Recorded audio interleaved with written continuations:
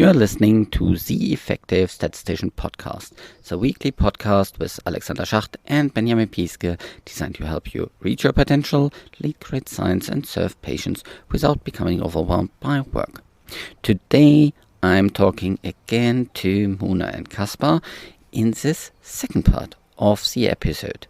If you have not yet listened to the first part, just scroll back in your browser and have a look into this one first.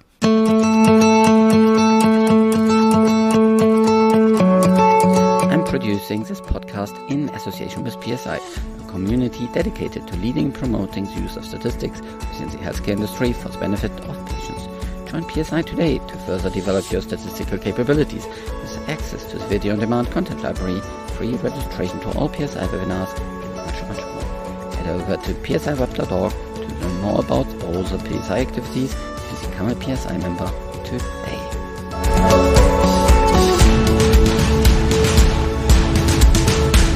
Okay, so talking about all the barriers, it may be pretty frustrating. So let's turn it to something that is a little bit more motivating and maybe looking on the bright side. What are strategies that you have seen being successful that lead inventions to become innovations through successful commercialization? So maybe I can start. And one thing that also relates to what you just discussed, Alexander, is people see the risk and the price of changing something. And we need to make clear to them, there is also a risk and the price of not changing something. And that we need to emphasize. Just because something has worked for the last 10 years doesn't mean it will continue to work for the next 10 years. So make that transparent. And I dare say we successfully commercialized a few things at Roche, and I can just draw on these experiences. I think what helped a lot is that early on, even if it's maybe yet not fully clear how things will evolve. So think about estimates. We have other examples at Roche, for example, using open source software to plan clinical trial designs. So at Roche, we don't have any commercial software to plan clinical trial designs. We exclusively rely on open source software.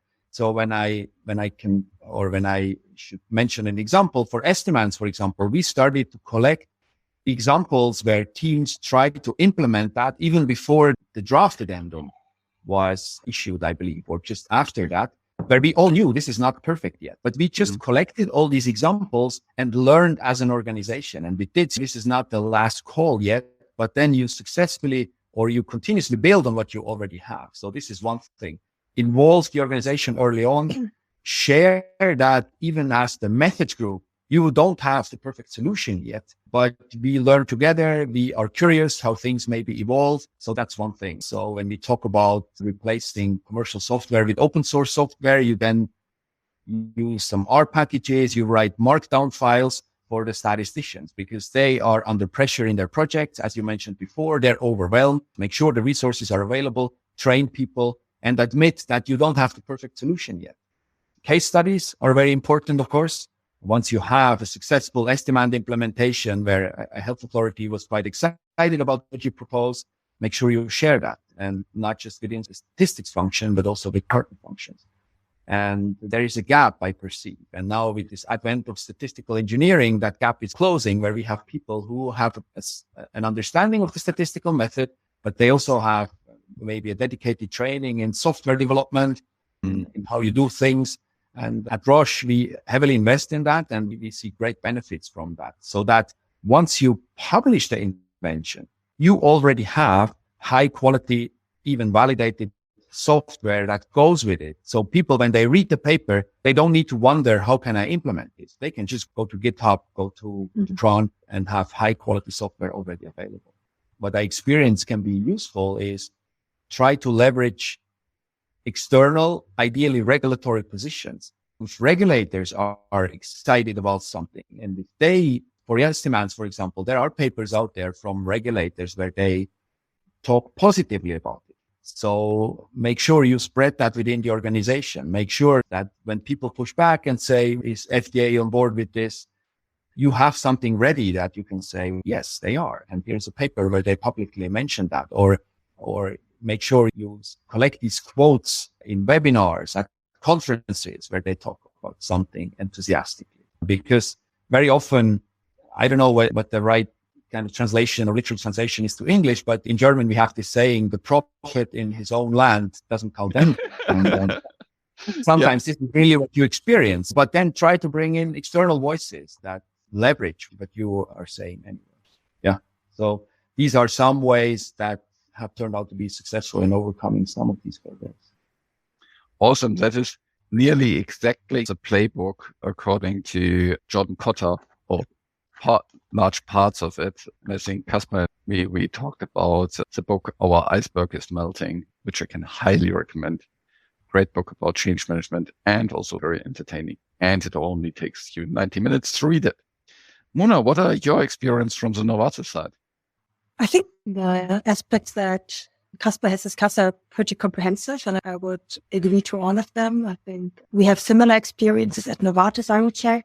Maybe one thing to elaborate a bit on further are maybe two aspects which would complement maybe what Kaspar said. So the first one point which I find critically important to create uptake for any innovative solution is to be crystal clear about which problem you are trying to solve. And I think that's sometimes a bit lost in some of our discussions. So I experienced that a bit with estimates, where admittedly, I think, yes, it is a success story overall. And I think many of us, including myself and Kaspar, have worked on this from day one. So we have our own experiences in that field. But at the same time, admittedly, I have to say that I'm still facing, let's say, situations where I'm talking to maybe clinical colleagues, non-statistical, but even statistical colleagues, where you sense like a certain fatigue around the topic, and so what type of mentality, where you think, so what type of problems are you solving? We are still doing exactly what he did before, right? So I think having a pitch ready, and maybe I heard one person once saying that it's very powerful to use metaphors in that context, and I would fully agree, right? So, for example, with estimates, at the beginning, I once had to give a presentation at an internal conference. So I tried to draw it in terms of a fairy tale. So let me tell you a story, and try to get people out of the box where they were sitting in and take them somewhere else to then actually give the pitch that you want to give, right? Yeah. And I think having some strategies like that is sometimes helpful. Try to get them somewhere else in their mind so that they are not stuck maybe in their way of thinking. And then they are more open to maybe accept new ideas. I guess that's one thing. And Kaspar has alluded to that a bit. And I've made that experience around recurrent event data approaches for cardiovascular studies, where very early on we started collaborating with other industry statisticians, but also with other academics and so on, to try and push the change of the traditional endpoint. So the traditional endpoint in cardiovascular heart failure studies used to be a time to first composite event, which is not the most efficient way to capture the disease burden for patients who suffer from chronic heart failure. It's a chronic disease. And so it was really a long sort of journey over years, where we tried to collaborate with academics, but also regulators, to see what are alternative approaches. And that involved joint publications, joint short courses at conferences, the qualification opinion to the EMA. So it's like a multifaceted cross-stakeholder collaboration that, in my opinion, is needed to drive uptake, then also internally at our conferences. And then maybe the final point, of course, when you find partners in crime, you sometimes tend to choose people that think alike.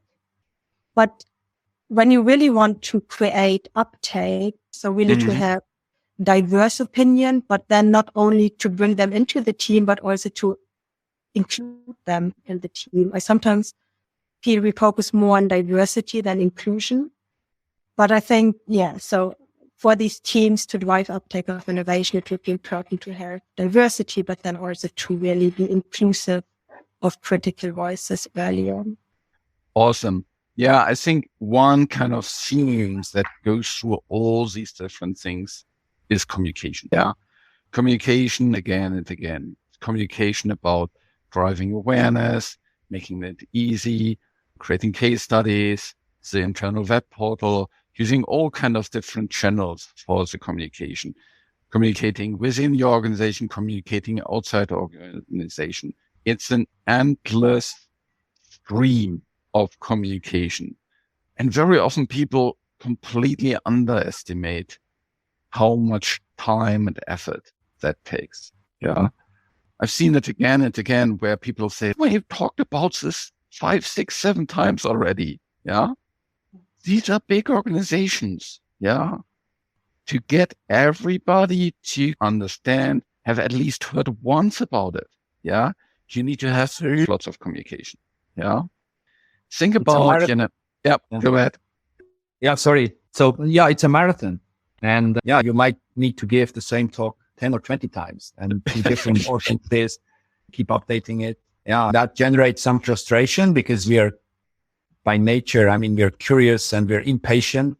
And over time, you learn that, yeah, as I say, or I keep saying, it's a marathon and you need to hang in there and try again and again.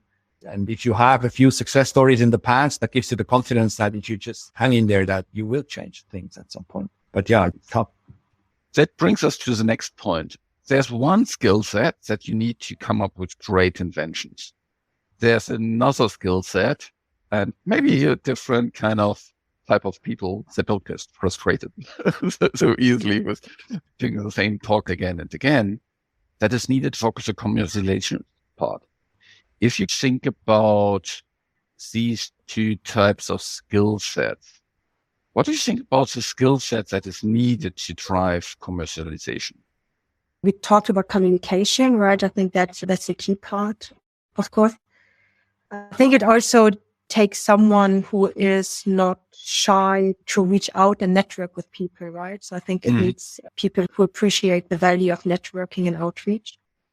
It needs people who are open to use new ways of communication, like social media, that use internal other forums, that are not shy, not intimidated by senior folks, let's say, or other functions.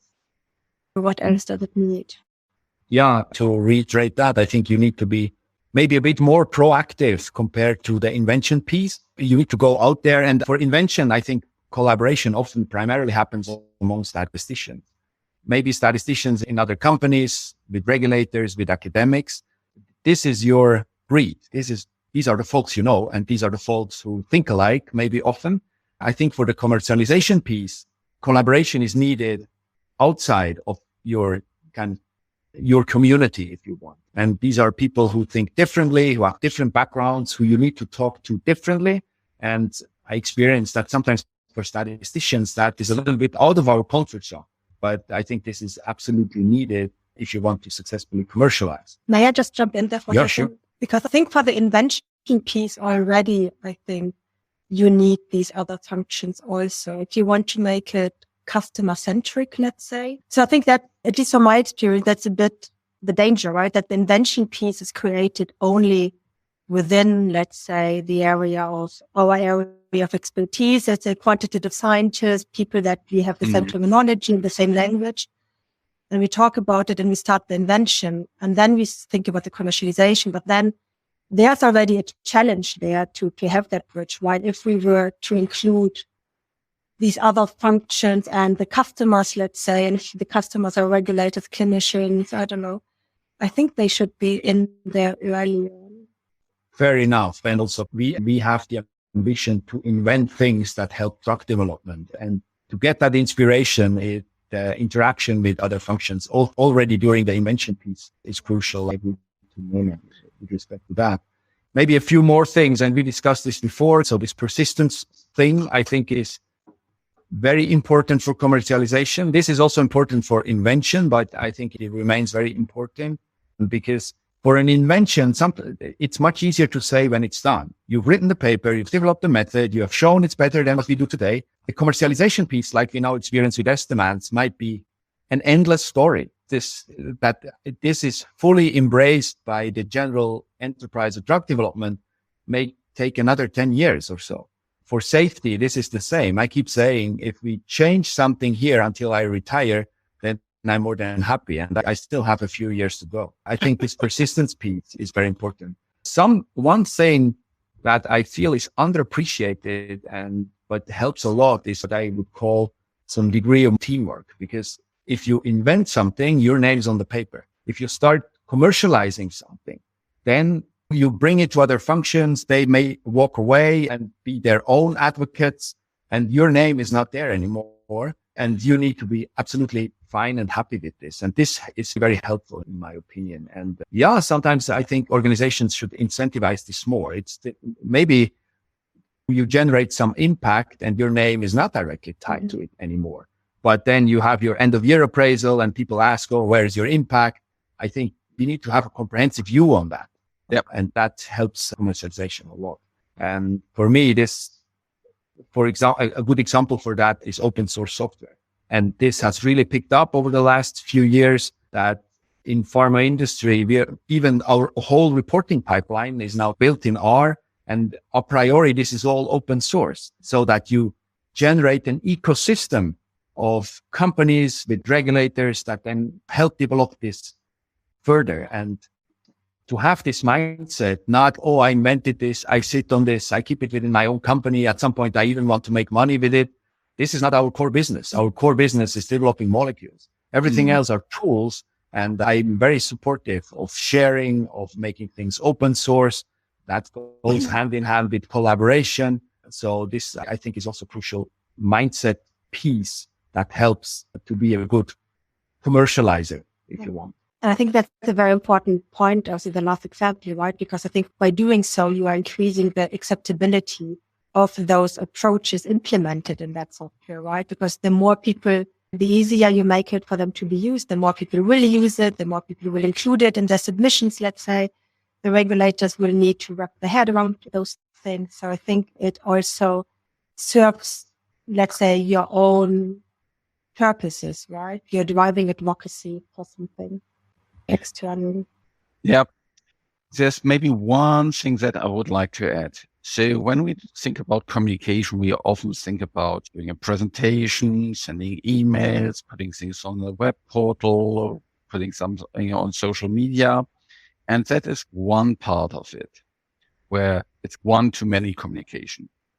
I think another aspect that is really important are these more one-to-one situations, one-to-few situations, where it's not so much about presentation and things like this. It's really negotiation. Yeah. You negotiate with the other people and convince them to adopt the new part. And I think the negotiation skills are something that we are typically not very trained on. Yeah. It even goes into sales activity. Yeah. Of course, there's usually no financial transaction involved. So it's not really sales. Yeah. Because you don't ask to be paid or something like this. But the negotiation aspect is very similar to what happens in a good sales process. And I'm not talking about kind of the bad kind of view on sales that these other people that you go to, they sell you something and afterwards you feel bad about it. No, it's the negotiation, convincing and the influencing that the other person really sees the value in it and wants to adopt it, wants to share about it, and you really build an ally. And there's one piece, the communication that is at a conference.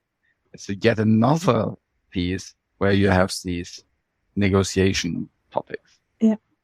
No, I would agree. Influencing. And I guess I wouldn't, or I didn't in the past use the word negotiation. I would use influencing. So it would be interesting to think whether there's a key difference. But I think, of course, like both Kaspar as well as I, we work in groups that are also involved in consultations on our drug development project.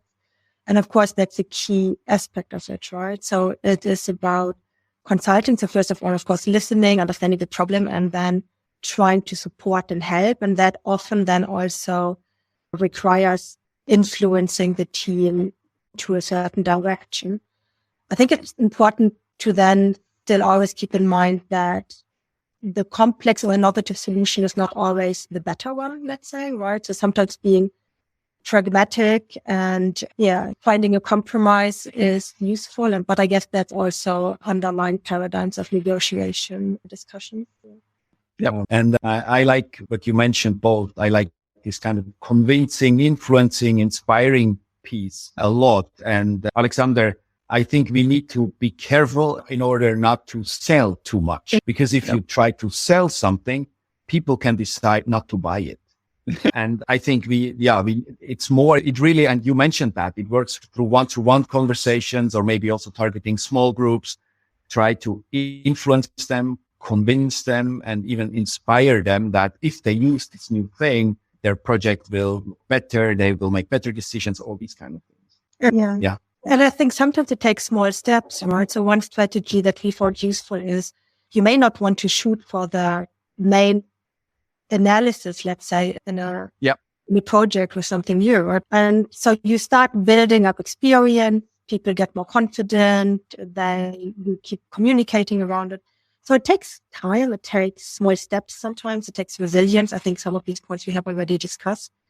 But so I think influencing, advocacy and so on are very important. And interestingly, I think these skills are needed within our groups, right? So when we look for new candidates, we certainly look at, of course, being very strong methodologically, but you also, of course, then look at being interested in the drug development problems, having a certain healthy level of pragmatism, being good at communicating, but also having influencing skills, right? So it's a whole package, let's say. And maybe I can add to that one piece that appears important to me or is dear to my heart. So far, we have discussed what do individuals need to bring. For me, there is also the question, and here I'm talking to management folks who build these organizations.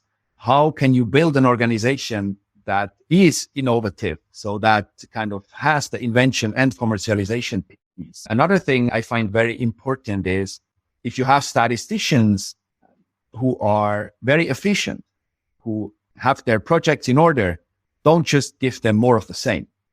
Leave them alone for a while. Give them the freedom to be inventive and to be innovative at the end when they can also commercialize things. Because I think there is a risk.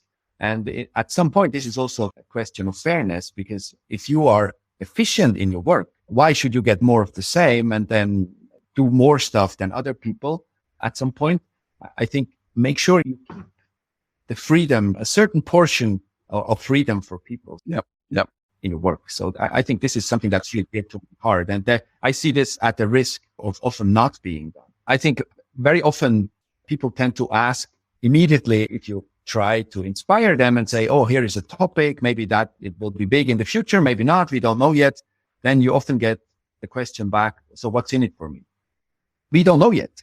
This is because it's new. And when I started to look into estimates, a lot of people said, this is nothing. This will not go anywhere. And I looked into many topics that didn't went anywhere. I keep saying people have no clue how many unfinished papers I have on my heart. You need to have this mindset of curiosity, because if this doesn't explode, at least you have learned something. At least you have maybe built some connections with people. And then maybe 3 years later, that pays off as well. And then also across companies, with academics, regulators, because our former CEO kept saying 99.9% of innovation is happening outside of Roche. And of course, that's true. And that really speaks to the necessity of collaboration. Awesome. Very good. And that leads us very nicely to the last point of our discussion, which is a really great initiative that you and others kicked off to make sure that across the industry, we become better in terms of driving inventions to become innovations. Let's talk a little bit about the new groups that you're forming. Who wants to start speaking about this? So maybe I take a start. So thanks very much, Alexander, for giving this opportunity to share some of these news. So last year, some of us got together and had similar discussions around statistical innovation. What does it take? What are the challenges, but also the opportunities that you are facing? And in those discussions, I think all of us benefited a lot from that. And we thought, how about creating a community of statistical methodology leaders in drug development so that we can have those discussions a bit broader than maybe just the three, let's say, companies that were at the table at the time. So I think some of us are talking to each other and collaborating already. A lot of that is happening on a very opportunistic in a very opportunistic matter. So we meet at conferences. Some of us are based here in Basel. But I think there is a lot to learn and a lot to exchange with other statistical methodology leaders. And by leaders, we don't mean those that are leading that certain team, but we talk about individuals that are driving methodology strategy within their respective organizations or companies. So we pitched this idea to create such a community and such a group to the EFSPI a couple of months ago. They were very supportive, and the idea is now to kick this off relatively soon. We think there will be communication in the next EFSPI newsletter as far as we are informed. And yeah, we're looking forward to then exchange and meet with the methodology leaders, and we hope to follow up maybe on some of the discussions that we shared here today, but also we hope to build synergies. So I think one thing that we have realized is many of us are working on similar things, right? Not surprisingly, many of us, for example, are developing certain internal trainings on certain topics such as causal inference. And this begs the question, is it really necessary that all of us do our own thing, or could we collaborate on a few of these things? Then also, could we give some of these trainings externally at conferences and so on? And I think that's just one small example of where we could build synergies and collaborate further. Kaspar, anything to add? Yeah, we work on similar things, and I think we also realize we struggle with the same things. Sure. So we can share experiences and best practices. And I think what is important from our perspective, and I think also what is very, very much supported by EFSPI is, I mean, Mouna and myself, we work for Novartis and Roche, and then with that also helping uptake, for example, by regulators and the community. So I think this is also an important piece. Another important piece is to discuss. We do this routinely at conferences, but as Mouna said, this is very opportunistic, and we can maybe do it in a more structured way. What are future trends? What do we need to watch out for? Where is the statistics profession maybe going, or what should we take care of in the future? We hope this group will form a forum where all these things can be discussed. That's very good. How is that different to the EFSPI leaders group? So our understanding is the EFSPI leaders, they look into how to build a successful organization, how to maintain that, how to develop the statistician or data scientist profile further and share experiences in that respect. For us, it's more about we call this the statistical methodology leader. So it's more like methodology. We typically sit in our organizations and drive the methodology forward. We are maybe not, so I don't supervise anyone. I have enough difficulty supervising myself. So I'm really interested in driving the methodological part of it. And we also envisage that we can support the EFSPI 6, for example. So there's a lot of invention and innovation is happening in the 6, and that there is absolutely no ambition to interfere with that, but maybe we can connect one or the other with each other, connect them to academic partners that we are very well connected to, maybe connect them to regulatory partners where we have a lot of connections, and serve as a catalyst or as a link for the 6 as well. That's also a role that we envisage for this group. So it's really like complementing this statistics leaders forum that already exists with EFSPI. I like this term of being a catalyst. Yeah, that's exactly what came to my mind when I heard about your group. It complements the 6 that are a lot of invention is happening there, and they are focused on a specific topic, like benefit risk or data visualization or estimates or whatever. And your group is different because it focuses on people that are methodologically savvy and don't necessarily have line reporting. Whereas I think in the EFSPI leaders group, it's much more the VP, the director, these kind of roles, which is a lot more associated with people management and organization setup. So I think it very nicely complements these other organizations. How many people do you envision to be in this group? Good question. We are foreseeing that several people will be interested in joining us, and we are welcoming anyone who considers him or herself as a statistical methodology leader to join us. At the same time, I think one thing that we were very clear about when we went to the EFSPOI Council is that we want a committed team, right? So a team that really will dedicate a certain amount of time to help, let's say, us with our objectives. So I think our expectation is that several people in industry will be interested in joining. We are also open for people in academia to join, right? So very inclusive, let's say. At the same time, all of us have experience, of course, in working in work streams and in initiatives. And we also believe that it's important to have an agile and not huge team, let's say. So one very important aspect is that we want a committed team. We want only one individual per company. So if several people within a company are interested, then ideally they should nominate one of those and connect internally as needed. We will certainly create a platform to share the outcome of our discussions more broadly. The first thing I'd like to mention is it's not just Mouna and myself who start this. So Kunz from Boehringer Ingelheim is also involved, and he also was supported by Frank Fleischer and Alan Bedding from Boehringer and Roche respectively in putting this together.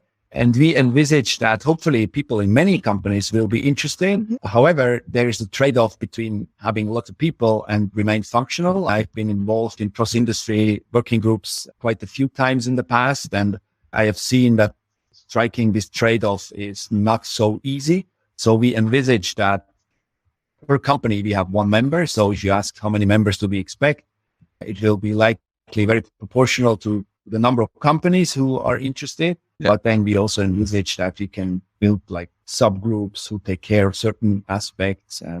But our main focus and a good outcome is if we can keep this functional. So it should not just be a chatty forum where we meet every 2 months or a 2-hour TC and then nothing comes out of it. We really want to move things. Let's see. That's the ambition. Let's keep fingers crossed that we are able to meet that long term. Awesome. I think such an initiative is very much needed, and I wish you all success with moving forward. And I'm pretty sure this will not be the last time we talk about this initiative here and the podcast. And probably next year, when things are up and running, we can talk about it again. That was a lot of discussion about change and driving innovations forward. Mouna, Kaspar, if you want to give one thing home to the listener, what would that be? Yes, I would start with saying that innovation requires invention as well as commercialization, and that we shouldn't underestimate the importance and value of commercialization, even for the methodologically minded. And I would add to that, be curious. Don't always ask what's in it for me. Read that paper. Maybe it's not useful immediately, but maybe it will be useful 2 years later. Talk to that stakeholder in another function, in another company, and just be curious to hear. And maybe they have something for you that leads to an invention where you can ultimately help improve that. Be curious. Thanks so much. See you again. Thank you very much. Bye. Thanks, Alexander.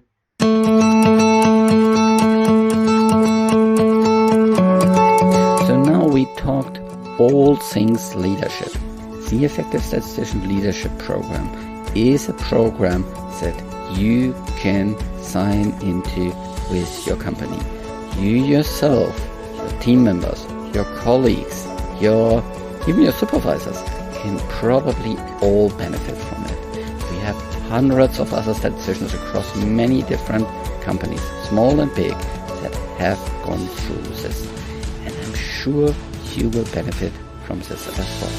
So reach out to Gary or myself, just find us on LinkedIn, or just send an email back to theeffectivestatistician Alexander at theeffectivestatistician.com, and I'll get back to you. So, this show was created in association with PSI. Thanks to Rain and her team at VVS for help with the show in the background. And thank you for listening. Reach your potential, lead great science, and serve patients. Just be an effective statistician.